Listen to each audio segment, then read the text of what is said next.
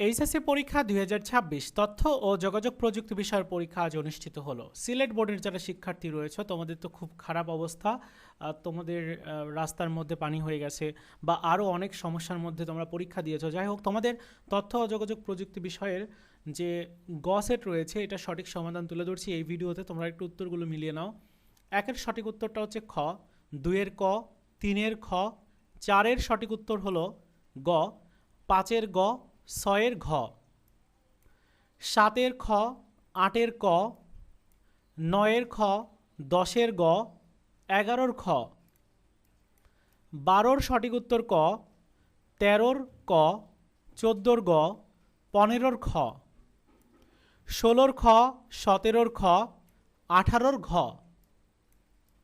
উনিশের খ, বিশের খ, একুশের গ, বাইশের গ, তেইশের গ, চব্বিশের ক এবং পঁচিশের ক।